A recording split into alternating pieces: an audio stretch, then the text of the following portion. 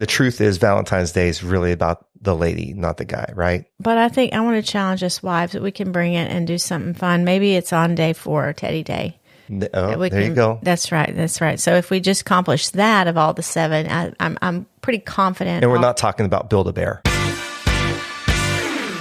Welcome to the Art of Espousing podcast, and thank you for taking time to listen today. We're super excited about the content we want to share with you, and we believe that's going to be helpful for your marriage practice. Hey, if you're new to the show, we want you to know that the reason we do this podcast is because we believe that every marriage can move from mundane to masterpiece level. But we know personally that that work of art doesn't just appear. It requires intentionality and practice to be crafted and shaped. Our goal with every episode is to give you tools to practice that will help your relationship not just survive, but thrive. Before we jump into today's topic, we want to make sure you know about the Marriage Reboot Retreat.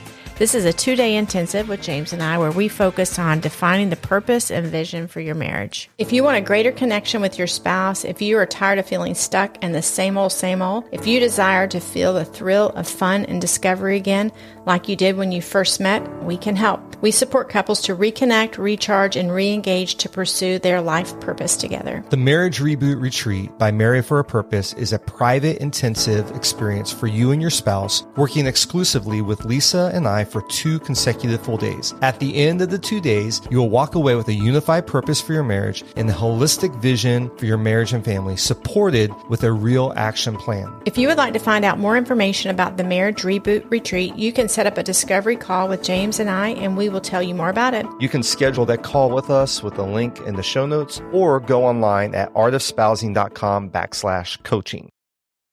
This episode is the first episode of the month of February, also known as the month of love. Come on. Mostly because of Valentine's Day. But Lisa, did you know that Valentine's Day is really Valentine's week, with each day offering an opportunity for love?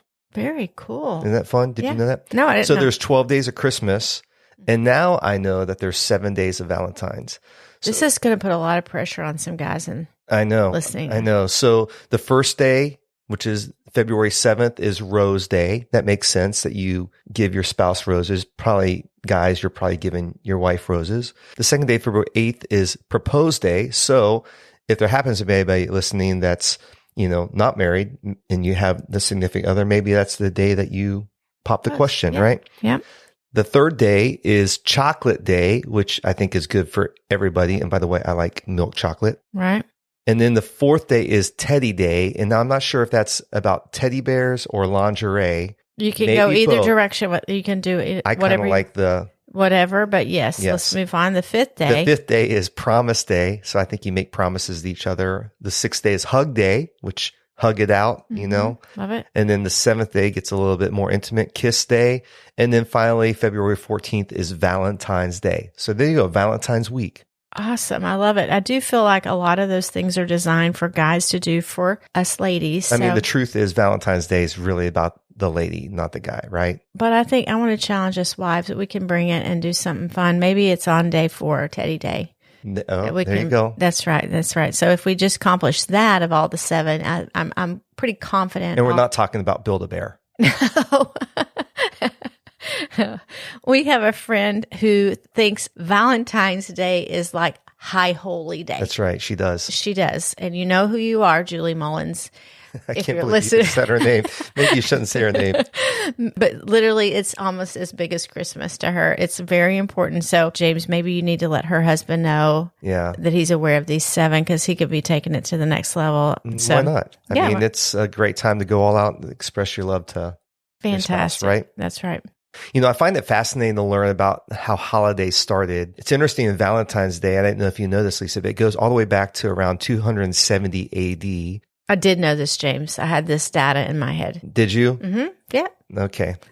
So the Roman Emperor Claudius II decided that single men made better soldiers than those with wives and families, which I could see that. Yeah, makes sense. So he actually outlawed marriage for young men, which would totally stink. Saint Valentine of Rome, realizing the injustice of the decree, he defied Claudius and continued to actually perform these clandestine marriages in secret for young lovers. And when Valentine's actions were discovered, Claudius actually ordered that he be put to death. Saint Valentine is said to have cut hearts from parchment, giving them to those soldiers and persecuted Christians, which is possibly the origin of the widespread use of hearts on St. Valentine's Day. Did he die? That's all I want to know. St. Valentine's Day? Yeah. Did he was put to death. Well, I didn't know if it was just like maybe he ran away in secret. No, I just said that he was put to death. Oh, gosh. Yeah. Okay. I'm sorry. You missed that part of the story. I totally missed it because I was just worried about him dying. Okay. I'm glad it was so profound. Okay. But anyways, that's one of the legends of the origin of Valentine's Day. One thing we know for sure that today it's all about love and romance and the opportunity to surprise and delight your spouse. So we've had some great Valentine's Days over our 30 years of marriage, right? So we've been married 30 years, but we dated 3 years. So I have 33 Valentines from you. So you crushed it 1 year. Specifically. Only 1 year. No, hold on. Wait for it. I didn't start out right, but wait for it. 1 year, we were married, I think 9 years because our oldest was in first grade. Right. You did the most creative, thematic Valentine's Day that awarded you a pass on Valentine's Day gifts or surprises for me for the lifetime that we're married. Well, I haven't taken advantage of that, but I granted it to you. It was pretty cool. It was pretty cool. It was a Mission Impossible Valentine's. And this was back when you had to have a CD player, like the portable CD player. Walkman. The Walkman. So the first place I showed up, I actually cleaned houses back then. So I was there. I got this CD. It was sitting there. So he had gone to the place where I clean house, left this. So I popped in this. It said, Lisa, listen to this. It's like, dun, dun, da, da, dun, dun, dun. If you choose to accept this mission, then I went to the next thing. I was at car line picking up our daughter, and the car lady comes over to me with a CD. Right. So the whole day was sprinkled with these CDs that took me to the next mission, which led to dinner. You had arranged childcare for the kids, which led to a great Valentine's night. That's right, which was the ultimate mission. That's right. So it was really your mission. Anyway, but I was like, this was so creative. It took a lot of energy and effort. And so I was so blown away by it that you would be so thoughtful that I truly did give you a pass. And you haven't taken your pass, but it's still granted to you. So you don't have to do 7 days. And I think Mission Possible like 15 is coming out now. So it's still relevant if somebody wants to take up that ability. But yeah, Valentine's Day is really great. And it's awesome to go all out from time to time to express love to one another and fan that romantic flame. But today we want to talk about how to show an extraordinary love to one another, not just Valentine's Day or Valentine's week, but consistently every day of your married life. So what we want to do is we want to take a look at a really familiar Bible passage and unpack some truths, some practices, if you will, that we see in this passage. Even if you don't read the Bible or know the Bible, I'm sure that you're familiar with this passage. It's 1 Corinthians chapter 13. It's like the most famous wedding scripture. So if you've been to any weddings, you've probably heard this passage read by the pastor or somebody at that wedding. We use this passage of scripture in our wedding, and it really does frame what our love looks like. The truth is, the standard that Apostle Paul lays out in 1 Corinthians 13 describes a perfect love. It's the way God loves us. So we really will never be able to perfectly demonstrate this kind of love in our humanness. And so we're not suggesting that because we don't want anyone beating themselves up over this. We do believe it gives concrete ways to practice loving each other. So loving at a new level. Talking about practices, it might be good to review what we think about practices. And if you go back all the way to our very first episode, we talked about the idea that a lot of couples have the practice, the institution, the marriage, but they're not doing the practices that are going to keep their marriage. They're going to keep their marriage vibrant and thriving. Yes. We talked about that the practices is spelled with an S and practice, the institution is spelled with a C. So what we're talking about today are 3 practices that are going to continually propel your love, propel your marriage, and help you move from mundane to masterpiece level. You're going to level up your love. Level up your love. I like that. Yeah. When we talk about love, our love is an outward expression, right?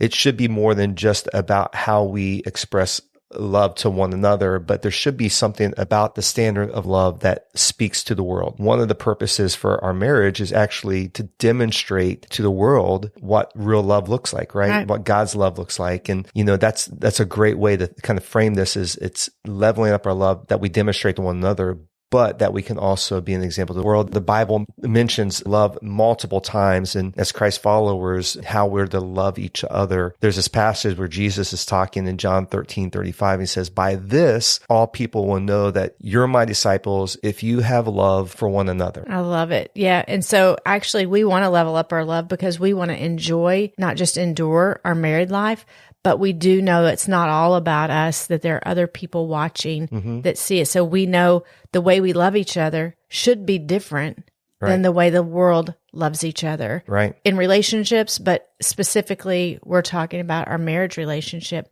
I know our love for each other has actually been a model for other people. And I love that. People have come to me and said, I see when you walk in the room, James always stands and comes over and greets you. I see, because we do work together. So there's opportunities for people to see how we show respect and love for one another, is that you respect him when you disagree on maybe a strategy or an event or a circumstance. So we're able to model love for other people and how to do it. The truth is we've only been able to do that, one, because of Christ in us, but two, because we've had people ahead of us who've been modeling that we've gone, I like that. I'm going to do that. I like that. I'm going to do that. So it's not a perfect love, but it's hopefully inspiring. That's awesome. So let me read these verses and then we can add some commentary around them and unpack these practices. Sounds great. 1 Corinthians 13, starting around verse 4, says, "Love is always patient and kind. It's never jealous. Love is never boastful or conceited. It's never rude or selfish. It does not take offense, and it's not resentful. Love takes no pleasure in other people's sin, but delights in the truth. It's always ready to excuse, to trust, to hope, and to endure whatever comes. Love does not come to an end." So in the short passage are like 16 descriptions of what perfect love looks like, right? Right.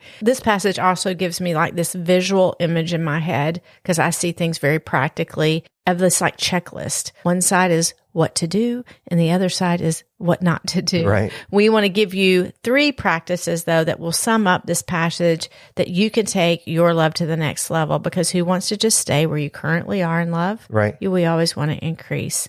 So the first one is we need to practice patience and kindness with one another. Being patient is actually really difficult. It takes a lot of discipline not to be in a hurry, not to push past a moment. It drives me crazy when you're at a stoplight, it's red, then it turns green, and you hardly have time to lift your foot off the brake. I hate this. And put it on the gas, that some ding-a-ling 5 cars back is blowing the horn as if you're not going to move. Like they're just judging that you're on your phone. So impatient. Yes, so impatient. If we're not careful in our married life, we can get into the habit of honking the proverbial horn at our spouse when they don't move or act quickly as they think they should, or that we ourselves would. I love the definition of patience. It's able to accept or tolerate delays, problems, or suffering without becoming annoyed or anxious. I just lied. I don't love this definition. This is a very hard definition to discipline yourself in, but it does frame it out. Love is patient. That's true. And one of the things I would just add here is that maybe your relationship right now in your marriage, your spouse isn't maybe where you want them to be. Or the idea of what you have for your relationship isn't there. But this next level of love is dependent on each person. So it's dependent upon you to have patience and allow God to do the work in your relationship and with your spouse, to tolerate maybe delays of what you think. The patience is actually for each one of us to be patient, right? Right. So I think that's really good, not being annoyed or anxious. I love this thought that true love actually lengthens the fuse of patience. Yeah. So when we're practicing this kind of love with the intention of really preferring one another, it's going to lengthen, it's going to increase our patience. I also wrote this down, that love covers a multitude of irritations. I know I irritate you all the time, but no. I'm glad you're patient with me. Your rhetorical questions don't bother me at all. I think the other part of that practice is not just patience, but kindness too, right? The kindness of always looking for ways to lift your spouse up. You do a great job with this. Oh, I appreciate that. You do too. Always looking for ways to help carry the load, the consideration of one another's needs.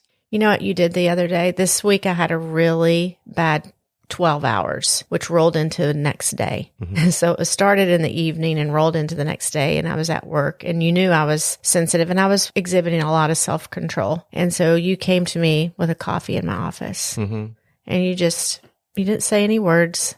You're just like, just handing you a coffee. Yep, just hand me a coffee. But that small gesture, I'm thinking of you. I know that you're powering through, Lisa. Yep.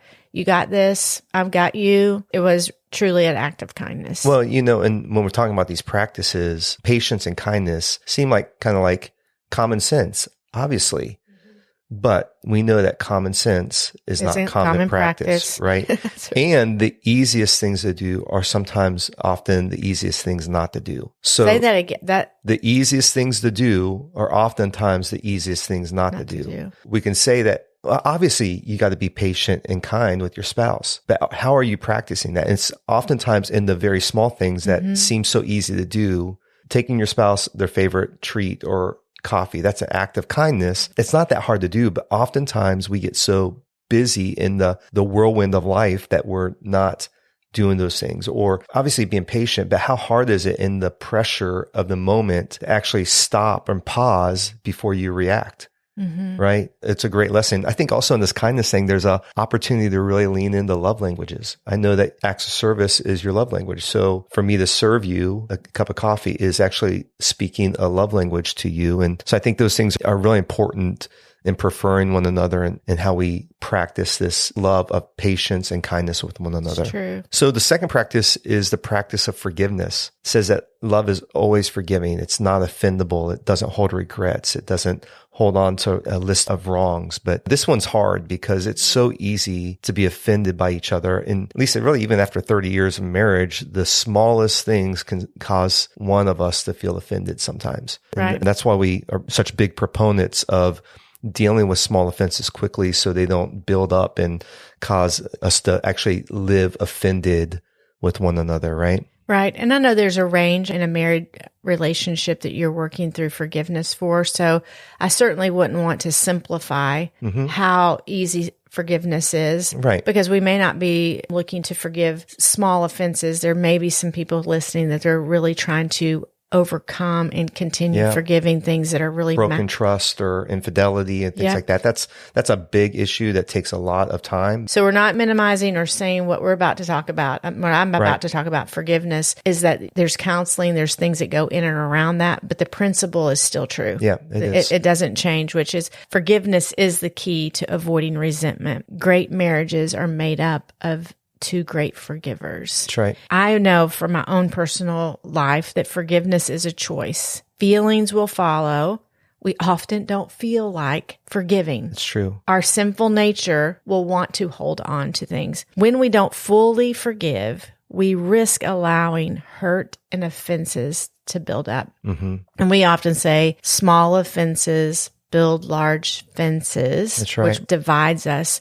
So true forgiveness allows for grace and growth. James, I shared in a previous episode something I'm currently learning and applying new practices around, which for us for 30 years, it does let you know that we're both still growing. Right. We have not arrived. And if we think we have at any point in your marriage, that's when things are going to start getting a little sideways. But anyway, when I'm overwhelmed in kindness, you actually are very kind. You are always looking for ways to help. But sometimes when I'm overwhelmed, your help is not received very well. I can't explain it. It's probably some family of origin issue. I have no idea, personality issue, but I'm just not that kind. So I have asked for forgiveness. There was a moment that happened. I know exactly. We were on Military Trail. We were in your truck. Right. I know it happened, and I knew that it was wrong that I was talking to you that way. I didn't make excuses. I just said, James, will you please forgive me for talking to you that way? To which you said, absolutely. Right. And I said, I will get a strategy to not do this kind of response anymore.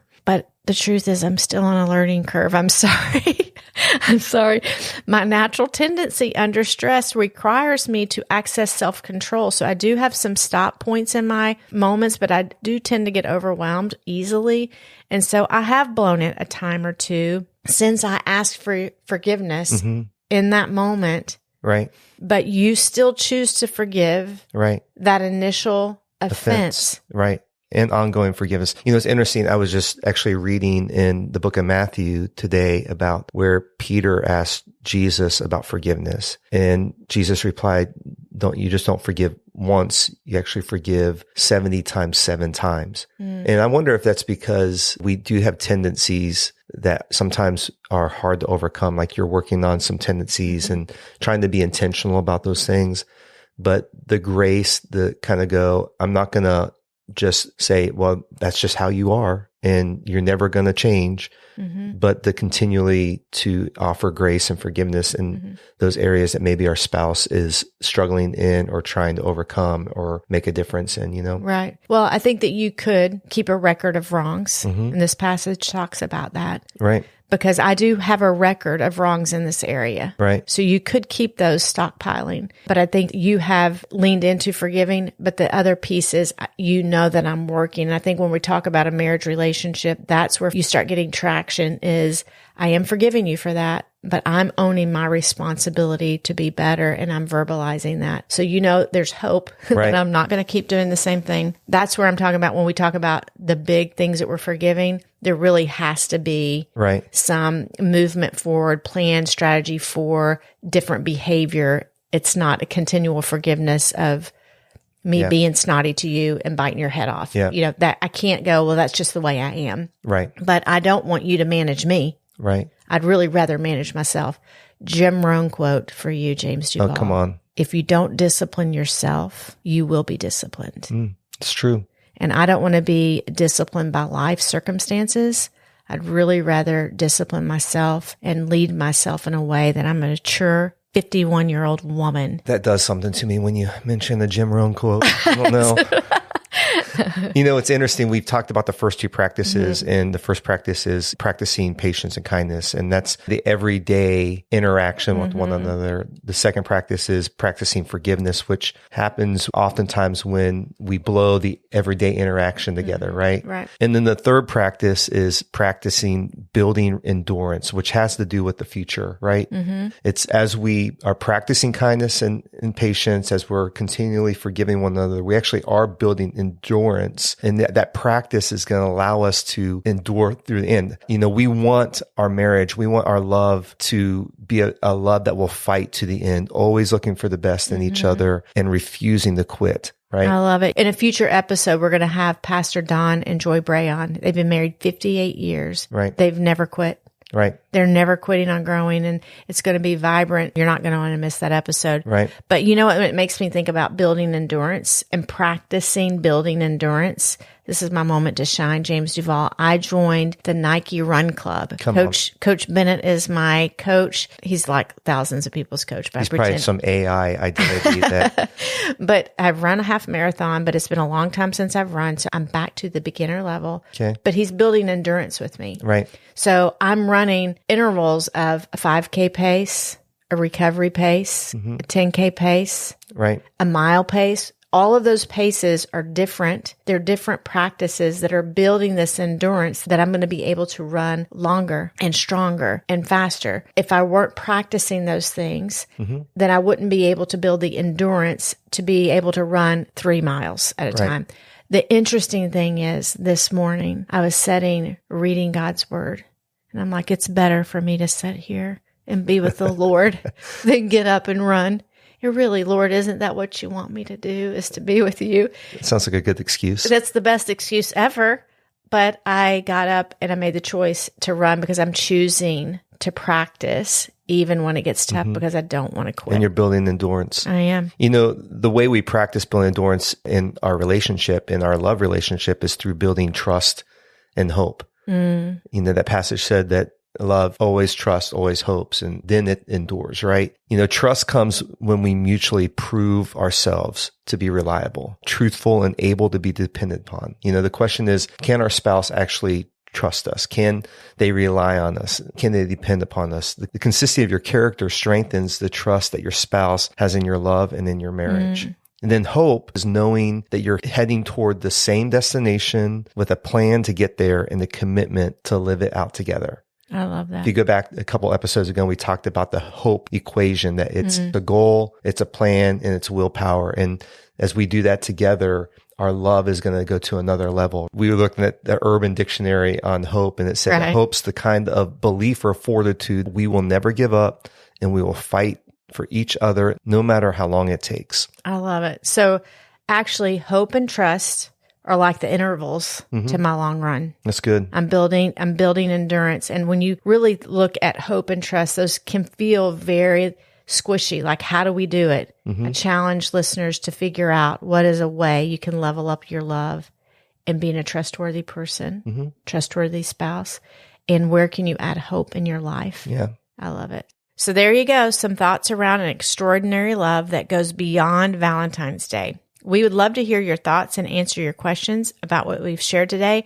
You can email us at hello@artofspousing or direct message us on Instagram at Art of Spousing. Thanks again for listening. If you found this episode helpful, please let your friends know by sharing it with them. We're so excited to see the growth of the podcast, and we know it's only because you are sharing it with your friends and family. You can also help other people find the podcast by rating the podcast and leaving us a review. Next week, we have a couple of new friends with us, Howard and Danielle Taylor from Marriage on Deck. You're going to love them. You are. It's a rich conversation. We hope you will join us then. Have a great week, and we'll see you next time on the Art of Spousing podcast. Until then, bye-bye.